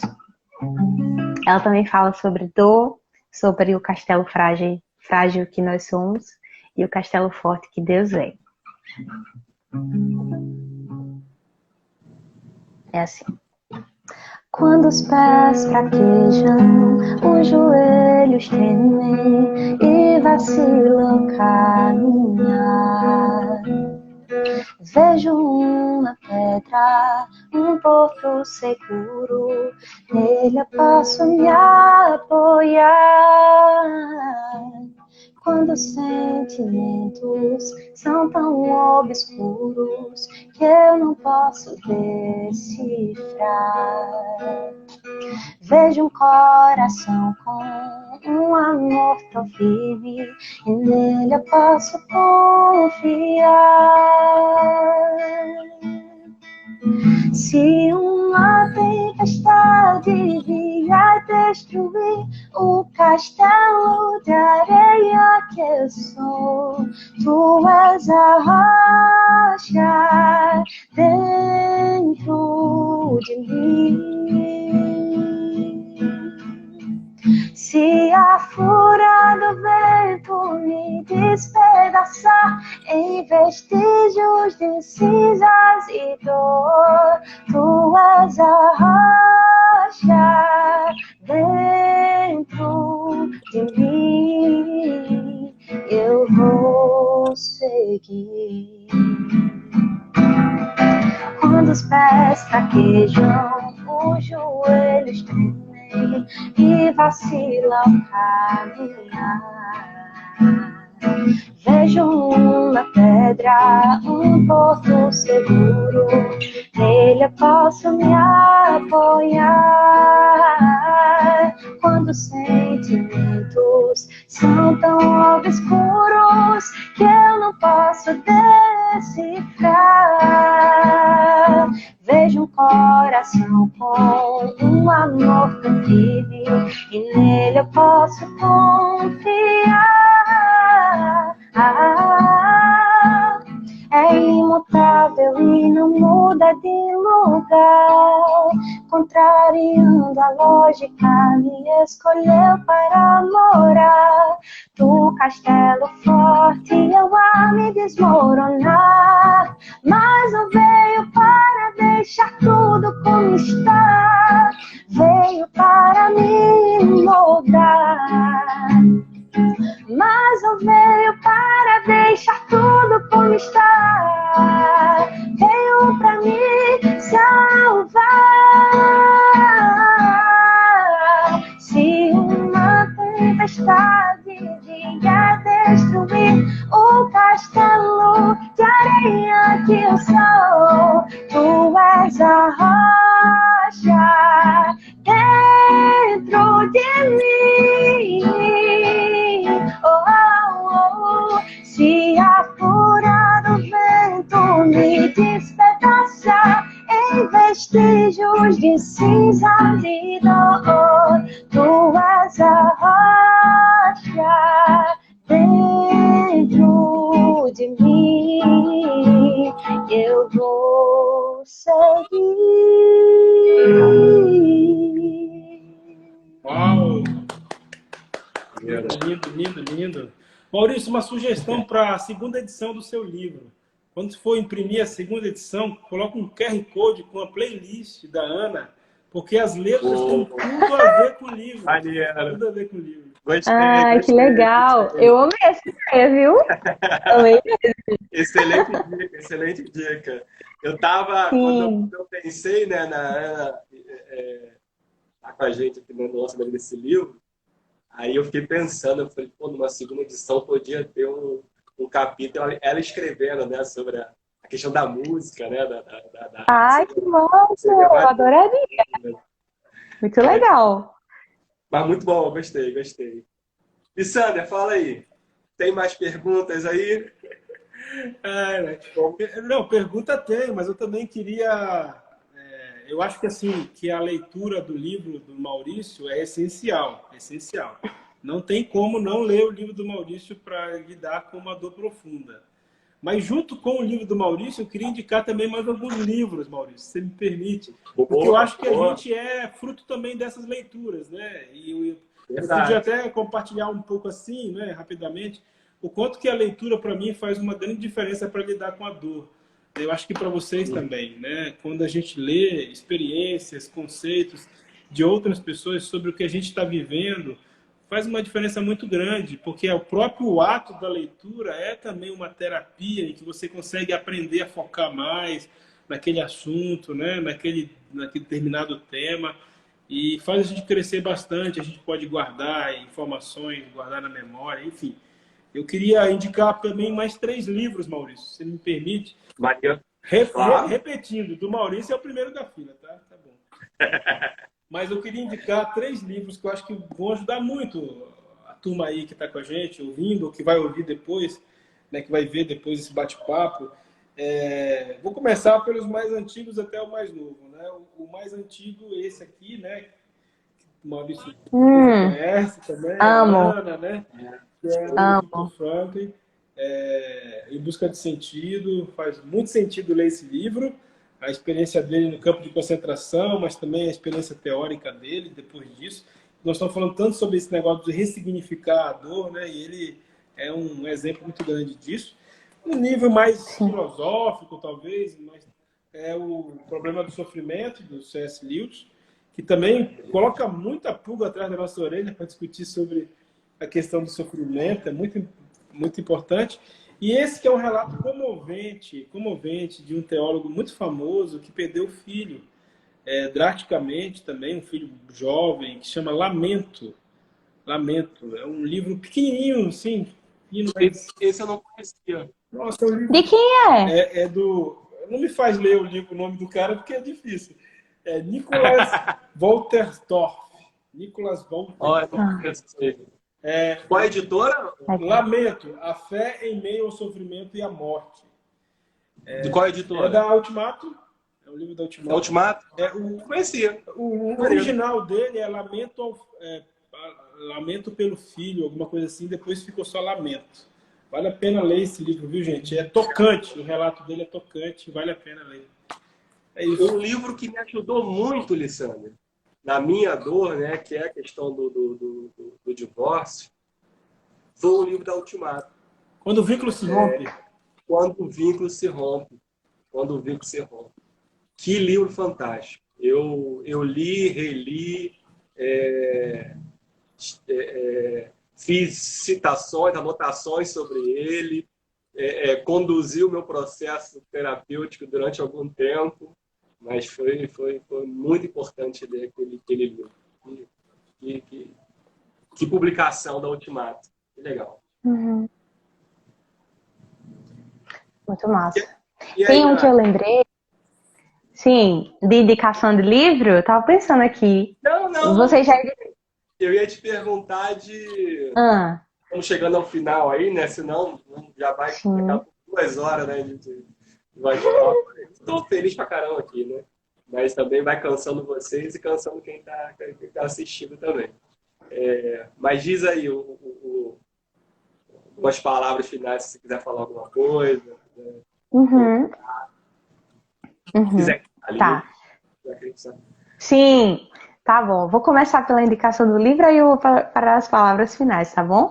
Esses que vocês indicaram, o de Viktor Frankl, né? Ele fala muito sobre o grande problema não ser o sofrimento em si, mas como a gente lida com ele, né? Como é que a gente lida com a dor? E aí ele vai se ancorar muito na questão do sentido, né? Porque o que mais nos angustia muitas vezes é não saber que sentido aquele sofrimento tem, né? E aí o que ele sempre aponta, né? Que é o mote da logoterapia, que é a abordagem que ele criou, é que a vida ela sempre tem um sentido e ela nos demanda um sentido, né? O sentido está lá e você precisa descobri-lo. E eu acho muito interessante, assim, a abordagem dele sobre isso, né? Porque a gente vive num período histórico, assim, muito nihilista, né? Muito desacreditado de que existe um sentido. E que se existe, é você que inventa, né? Assim, uma coisa... E aí, é claro que para particularidades, cada um pode atribuir um sentido ali bem subjetivo, mas a gente sabe que existe um sentido maior, que a gente está dentro de uma história maior que a gente faz parte, né? Mas esse seria um. E aí tem um livro, minha gente, eu acho que eu tenho aqui ele no Kindle. Eu vou olhar rapidinho, só para não falar errado, porque é um livro muito especial. Enquanto você já estou abrindo aqui. Deixa eu falar uma coisa, Ana. Talvez uma coisa que pode ajudar a gente também eu indico, né, as suas músicas para a galera ouvir, né? Tá. Mas indica também pra gente, de repente, alguma música, alguma coisa pra gente ouvir. Porque no meu livro eu falo, né, sobre busque fazer o que você gosta, né? Uma das coisas que eu falo ali. E, por exemplo, eu e o Lissandra, a gente gosta de livros, né? A gente gosta de ler. Vai falando aqui, né? E você está muito mais na área aí da música, né? E eu levo... Sim. Eu confesso que eu nem sou de ouvir, ou não era muito de ouvir tanta música. Nesse processo de dor, eu passei a ouvir muito mais. E eu lembro de uma música de uma autora que eu conheci também nesse tempo, que é a Sara Renata, lá de São Paulo. E ela tem uma música chamada Toda Dor Irá Passar. É uma música e, nossa, eu ficava repetindo aquela música várias vezes, assim, talvez para me convencer de que ia passar, sabe? Mas foi muito bom, muito bonita, né? Eu recomendo. Você Sim, pode falar também sobre isso aí. Mas diga aí. Achou o sim. livro? Então, achei o livro e vou falar também da música, né?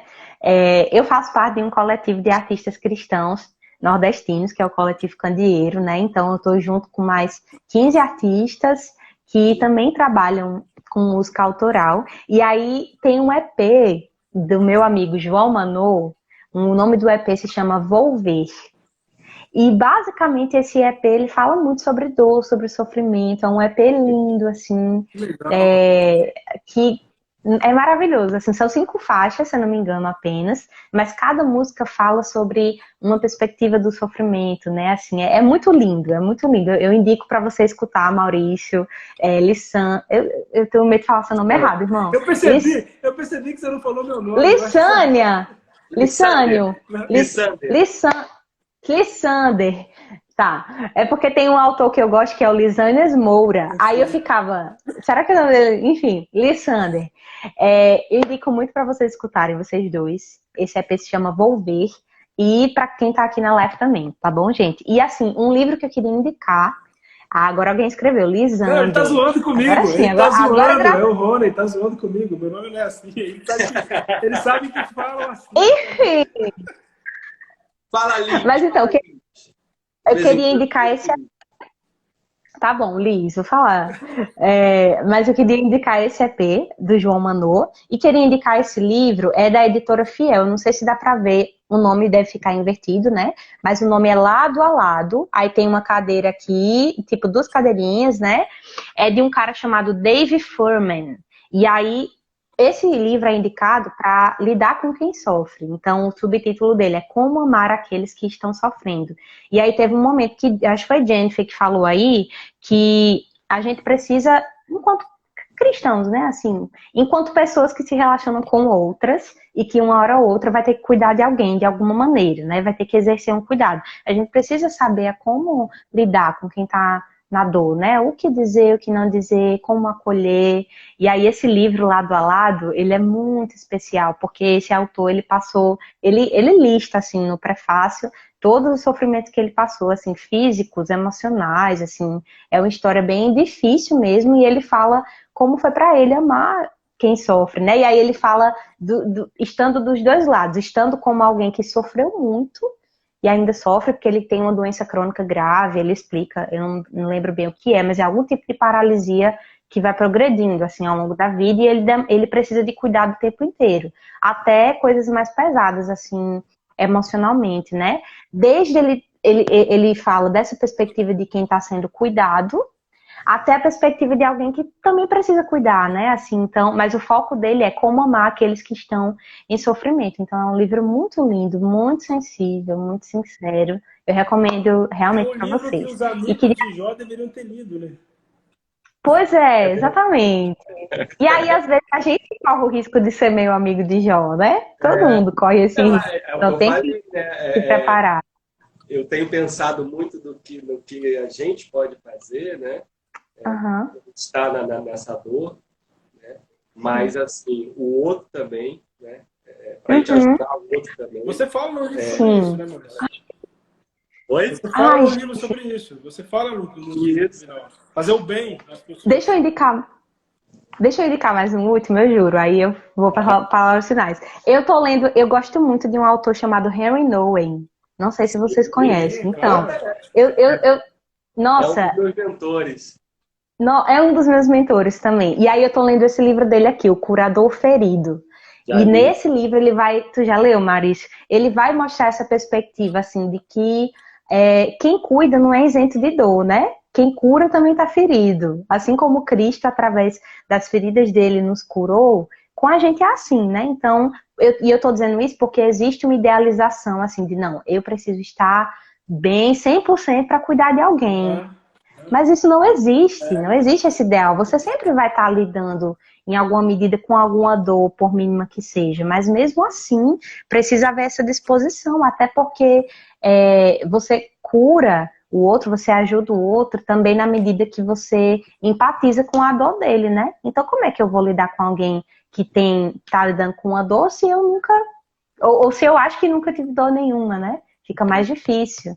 Então, enfim, O Curador Ferido, de Henry Noe, também indico. E palavras finais, Não, gente, queria só agradecer Por mesmo. falar no Henry Noe, tem outro livro dele chamado Transforma Meu Pranto em Dança.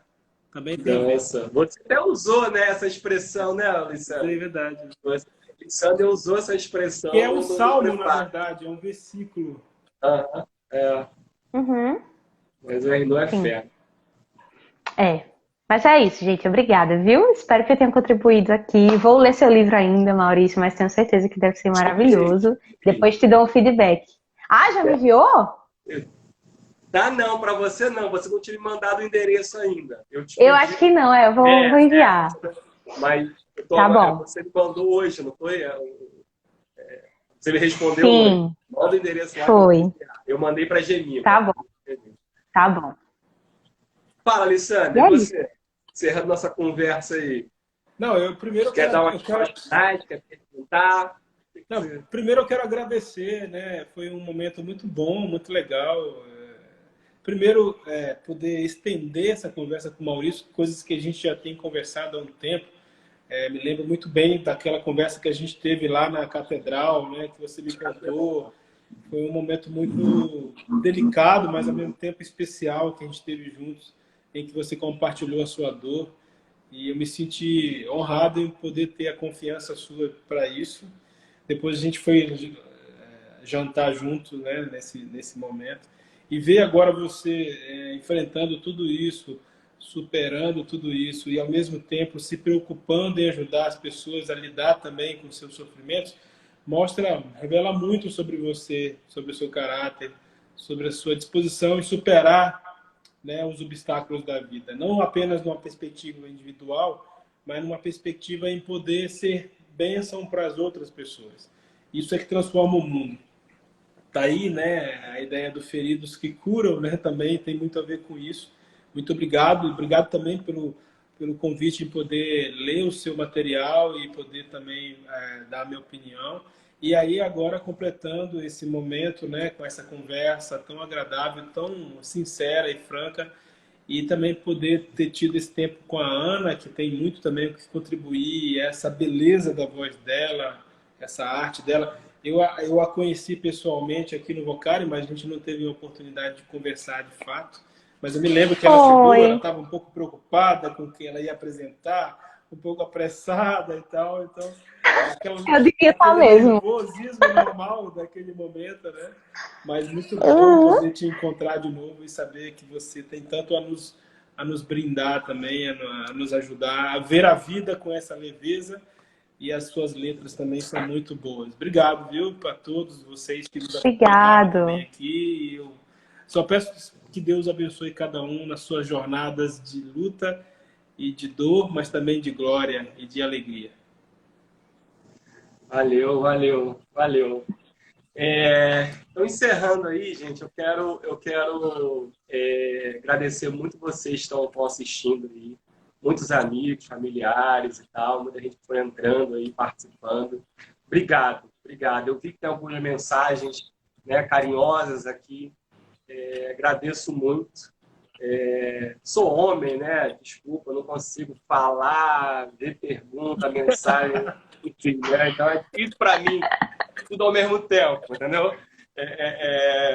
Mas depois eu vou ver com mais calma. Mas eu vi que tem algumas aqui. Obrigado por todo o carinho. Obrigado, Lissander. Ter você prefaciando o livro foi uma honra. É uma honra para mim. Você é um cara que eu admiro realmente. Um amigo. Um presente que eu recebi de Deus, né? Principalmente no tempo de Maringá. Né? Quando eu fui, eu cheguei em Maringá, um mês depois você chegou. Você que foi me buscar no aeroporto, não esqueça. E é verdade, eu não tinha nem lembrado disso. É verdade, é verdade. Eu lembro que eu fiz até um videozinho, tipo assim, primeiros passos em Maringá e tal, você chegando. É verdade. Então foi muito bom ter você. Obrigado pelo prefácio. O livro foi escrito com muito carinho. Mas, olha, o prefácio é fera. Livro não garanto, mas o prefácio. O prefácio tá bom, né? Já tá bom. Ana, obrigado também, Ana. Obrigado. Tirar esse Meu tempo pra estar com carregador. a gente. Tá quase carregado. É um presente para mim também. Obrigado mesmo por ter aceito esse convite. Obrigado pelo teu talento e poder a gente conversar aqui. Eu sonho ainda, né, já comentei muito tempo atrás com você, eu sonho da gente poder trabalhando junto em alguma coisa. Eu queria, né, ter você mais perto. Mas que legal ver o caminho que tá tomando. Dá tempo de você aprender a cantar ainda, Maurício. Pô, aí não. Aí... Você devia ter colocado no livro isso. Devia ter colocado no livro. Aprenda a cantar. Aí funciona, viu? A carreira da Ana. Mas obrigado mesmo por estar Obrigada aqui. também, Foi Maurício. uma honra também, uma alegria. Mas é isso. Então o livro tá aí, quem quiser. Eu espero realmente que sirva para a sua vida também. Assim como tem sido importante para mim. Tenho recebido alguns feedbacks muito legais já de pessoas que leram. E vejo que tem feito sentido, isso é muito bom. Tenho a esperança de que o livro sirva também para você dar de presente para algumas outras pessoas. E tem muita gente ao nosso redor sofrendo, passando por... Então, assim, eu tentei escrever um livro bem curto, direto, algumas atividades práticas ali, porque para a pessoa que está vivenciando essa dor, talvez nesse momento, talvez como foi para mim, é difícil ler coisas mais pesadas, né? Então tem que ser bem simples, né, para ajudar nesse processo. Ô Maurício, tem uma coisa, uma coisa que a gente não falou do livro, que é muito legal, é que depois de cada capítulo tem uma atitude prática, né? Então, por exemplo, o capítulo 9 fala assim, atitude prática. Celebre hoje a vida comendo uma boa comida e bebendo uma boa bebida. Essa aí, ó, né? Porque são pequenas coisas, né? São pequenas coisas. Então, eu espero que ajude. A ideia é você ler, reler. E aí você pode dar de presente para outras pessoas. Vou ficar muito feliz se você ler também, quiser compartilhar comigo a sua história, o que você está vivendo, né? Eu coloco ali, são 16 capítulos, né? Mas não é uma receita de bolo, né? Não é uma coisa assim, faça isso que você vai ser feliz, né? Não é essa a ideia. Acho que tem muitas outras coisas que podem ser ditas também. Então, compartilha comigo. Você vai reparar que eu não fiz uma conclusão, né, no livro. E nessa ideia, realmente, assim, porque a vida continua e tem muitas outras coisas que podem ser ditas. E a ideia é que a gente converse sobre isso. Eu achei muito significativo, para terminar, gente, quando eu tinha acabado de escrever, estava no processo de melhorar a escrita, de melhorar algumas coisas da produção do livro. Eu vi um influencer, né, um youtuber muito famoso, que tinha passado por um momento muito difícil, uma dor muito profunda, e ele escreve um negócio lá que eu achei muito interessante. Ele fala que ele queria compartilhar a sua dor com alguém, né? Mas ele não sabia de existência de grupos de apoio para poder conversar sobre isso. Né? Me tocou, porque eu falei, cara, o cara tem milhões de seguidores, né? É um cara super famoso, mas ele não tem, né? E a minha ideia com o livro é isso, que a gente possa conversar sobre nossas dores. Então, se você quiser entrar em contato para conversar, e talvez, quem sabe, futuramente a gente vai criar alguns grupos aí para a gente poder conversar mais, esse é o meu desejo. Tá bom? Eu também coloco à sua disposição. Mas valeu, gente. Estamos aqui, ó, quase 2 horas. Valeu, Lissander. Valeu, Ana. Valeu, galera que está assistindo aí até agora. Tá? Um abração para vocês. E fala, Maurício, eu acho que, se você permitir, acho que a Ana podia falar pelo menos qual é o contato dela, se é Instagram. Claro. Né?